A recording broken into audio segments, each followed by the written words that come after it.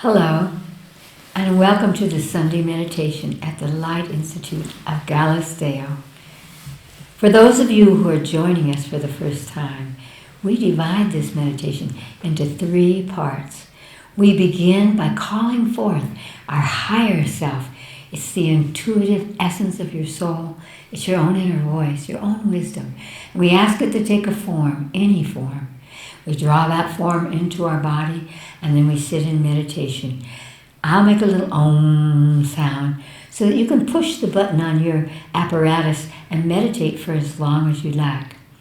In the second part of the meditation, we imagine that we're reaching up into the cosmos and pulling down a perfect beam of pure white light, because everything is made of light.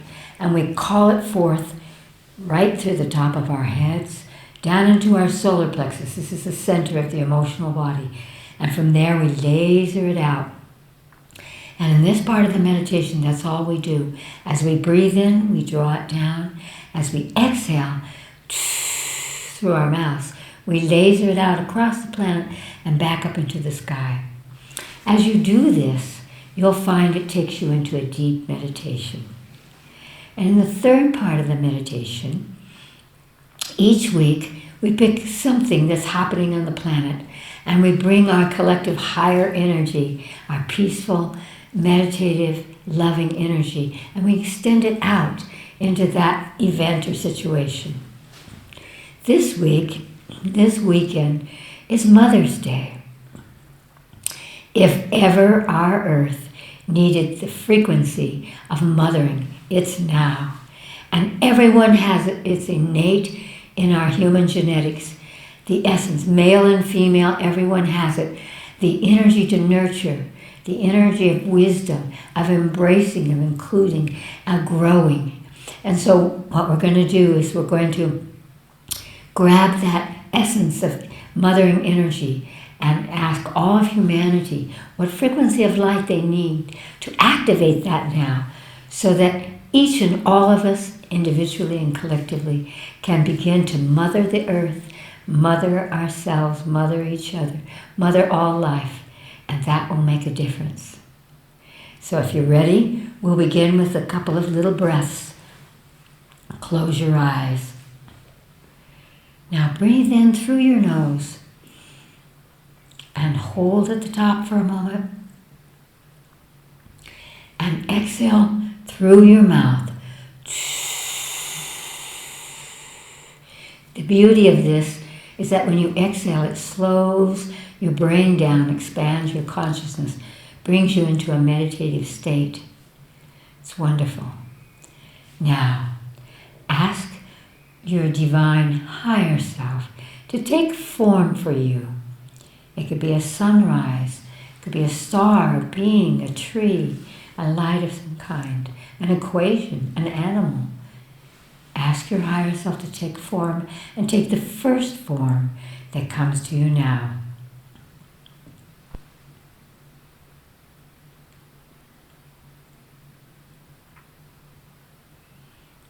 And whatever that form is, ask your higher self to touch the place, any place in your body that at this moment is holding that divine source, that divine energy. And just imagine, higher self, touch my body where I'm holding my divine source. Imagine where that is. Bring your conscious awareness to that place.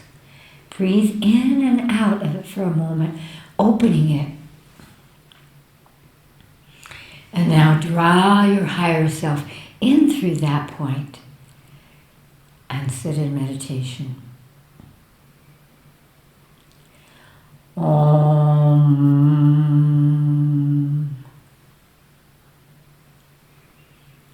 Reach up with your consciousness into the cosmos and pull down a beautiful beam of pure white light directly down through the top of your head, down into your stomach, your solar plexus. And from that, as you exhale, laser it out across the planet and back into the sky. And just continue that breathing, drawing the light in exhaling it out across the planet. That is such a gift of illumination that you can give at this moment. Oh.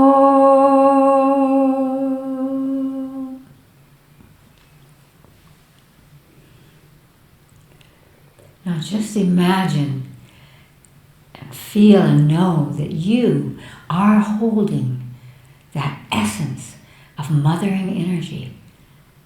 It's a part of your genetic encoding. And bring all of humanity, 8 billion plus beings on this planet, into your mind's eye and ask them what frequency of light, what color they need from you to be able to receive and activate within them that mothering essence of loving, of growing, of wisdom, of embracing all of the qualities of the mother. See what color represents that they ask for from you at this moment. Whatever color that is, reach up into the cosmos and pull down exactly that frequency of light, that color. Draw it down as we did before, feel it in your solar plexus, and laser it out to all of humanity. And feel that that frequency of light that they've asked for from you is going to activate and amplify the power of mothering in each and all humans. So just continue to send it.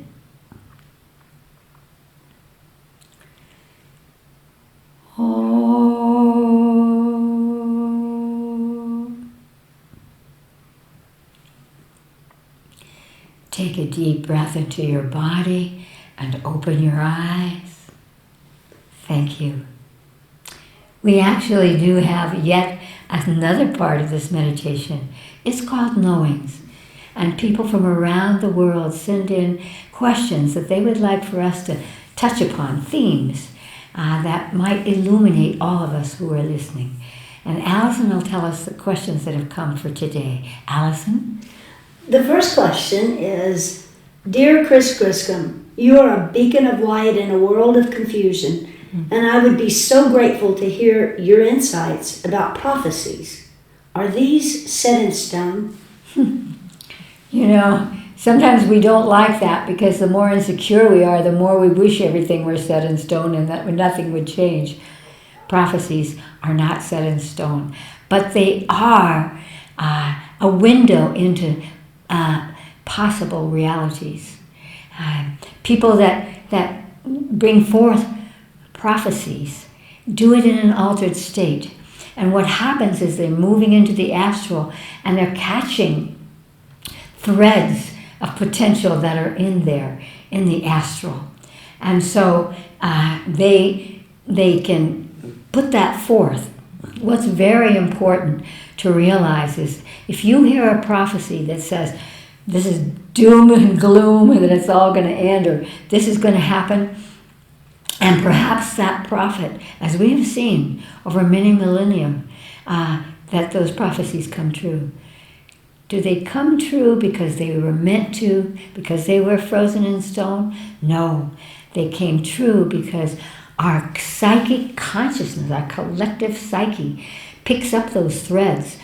The prophet got them because they already existed. And so they're picked up, and then because we focus on them, we lend energy to make those prophecies happen. So what we want to do, if it's a negative prophecy, what you want to do, that I always do, is what do I need to offer this to alter it? We don't need this to occur. We can either release that part or we can move to, I'm going to imagine a prophecy that denies the other. That's the opposite of it. That brings something that does help our evolution. So you have two ways to do that. What we're going to do with it right now is simply, again, feel that we have always freedom of choice here, and that we don't have to hook in through fear, through emotional body repetition, because there isn't a repetitive pattern happening with that, that we can look at that and then ask our higher selves, is this for the good of the whole? You see, humans have always felt that we cannot get closer to the divine, we cannot evolve unless we suffer.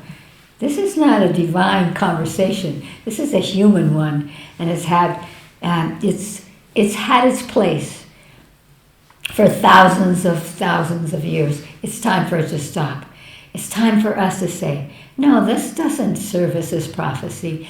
Let me, because you and I and all of the 8 billion people on this planet are here as soul family, and we are here to be the agents of change and to change what needs to change. So this is a very powerful question you're asking, and let us all recognize prophecy is just the picking up of a thread. That's a potential because it already exists.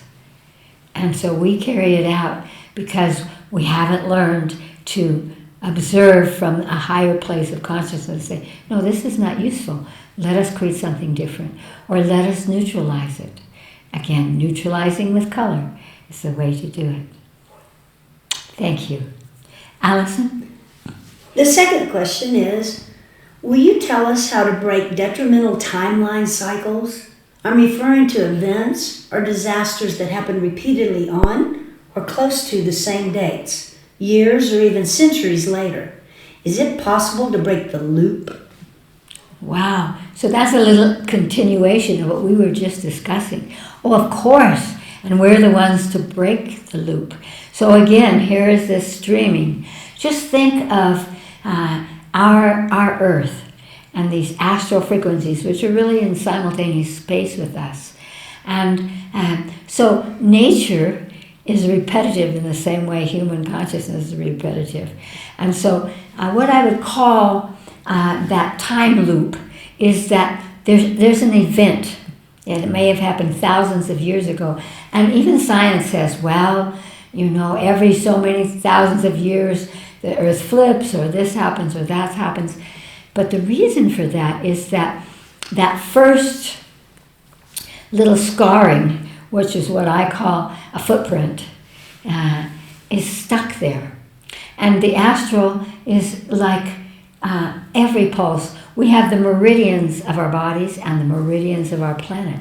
We have the ethers, and that's where we're going to focus.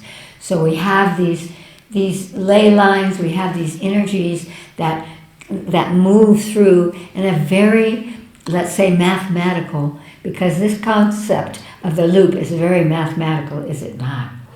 So, how do we stop that loop? We need to go in and imagine with your consciousness to find, and we're going to do this exercise right now, and you will see probably many footprints.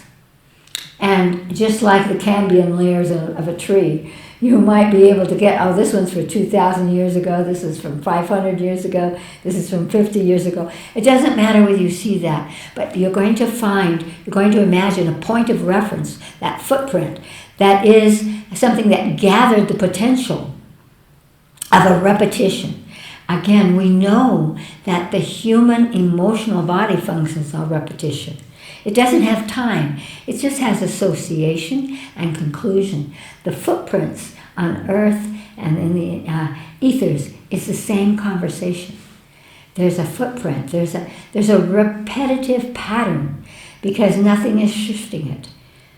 This is why we're here. So believe me, we're going to go look in there. You're going to find those points of reference that might look like scars, or it might look like black holes or points of reference, however it looks like. But you'll know because you're going to ask that question. Show me these points of reference of repetition that are holding the loops in that patterning.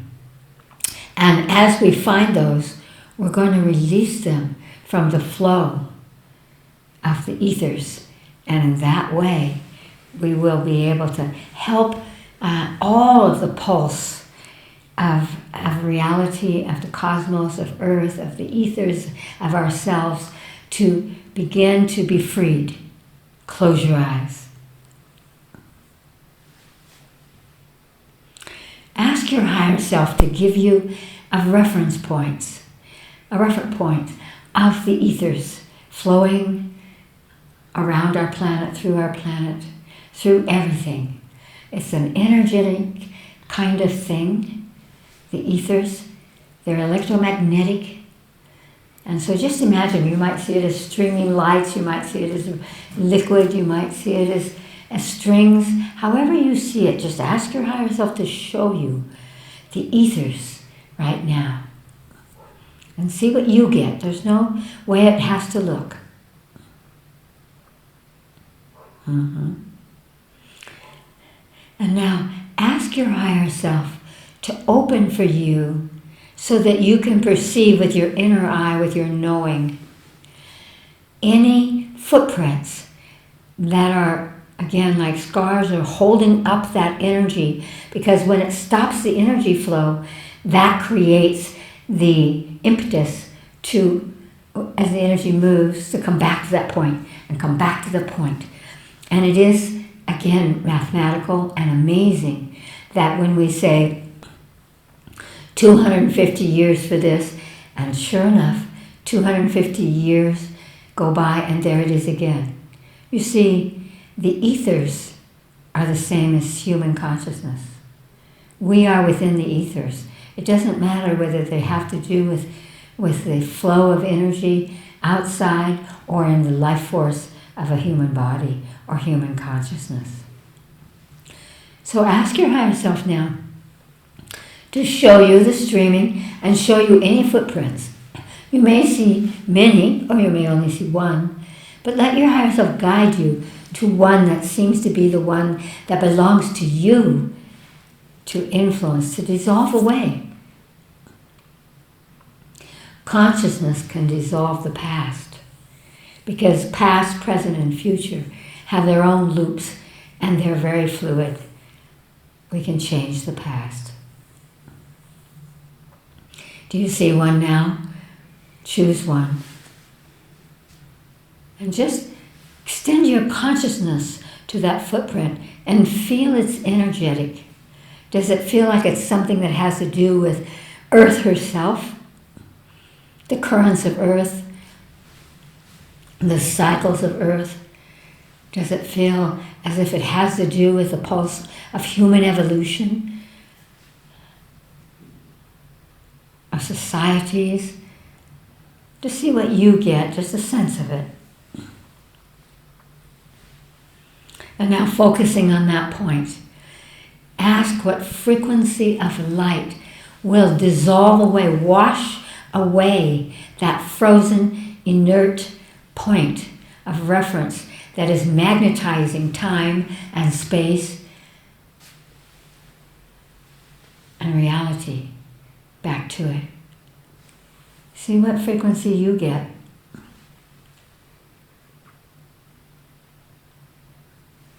And again, reach up into the cosmos and pull down exactly that frequency of light, whatever color it is. Draw it down through you.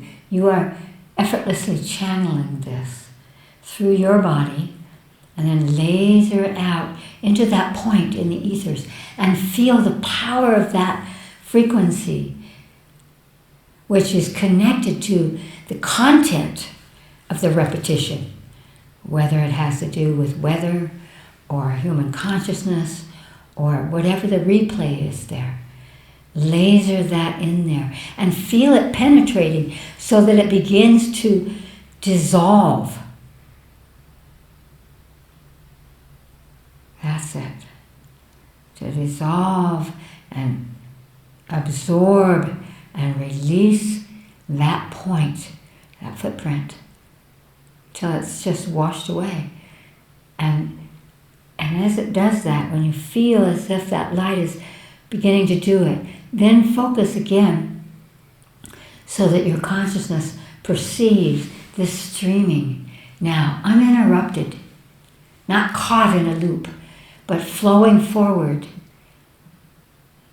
into the great energies, infinite flow of the cosmos. And open your eyes. again. Thank you. Allison. The last question is, dear Chris, why does everything seem so fragile right now? Beliefs, our planet, governments, relationships, just everything. Yes, and you know why they're fragile? Because they're breaking away. Because we are here to bring in a higher potential, choices that have never been taken by human consciousness, energies that can influence even the evolution of the planet, or as I wrote in one of my books, the evolution of God, or source, or divine point of reference. And so we feel things shaking away. That's what happens when they dissolve. We're done with them. We are done. That's why you and I are here. Because we know that we have come just with our presence, just with our imagination, with our creativity to say, what's a new way to breathe and live and commune and find the infinite divine link between all that exists. That's what it is. And so the more that it feels vulnerable, the more important it is for you to move back so that you're connecting to your higher self, you're connecting to source, because that's where you're going to get the whisper of, here's what you can do. Do you care about that? Focus on that. If this is falling away, say goodbye, let it go. You will not dissolve if your relationships fall apart. But, as is true with every ending and beginning, you must come to the ending by honoring the gift, as we say at the Light Institute. What is the gift? So that you are releasing, whether it's a relationship or a belief system or a structure of how we live, whatever it is, you release that knowing that it will be replaced. And it will be replaced because you are participating. You're not just observing this and feeling as if it's all falling apart, and so are you. No. It's falling apart, and we are getting stronger because this is our moment. This is our moment for humanity to lift up and then exude these higher frequencies so that it touches all that is earth and sky and this planet and beyond. My greatest admiration and encouragement to each and all of you. Great love.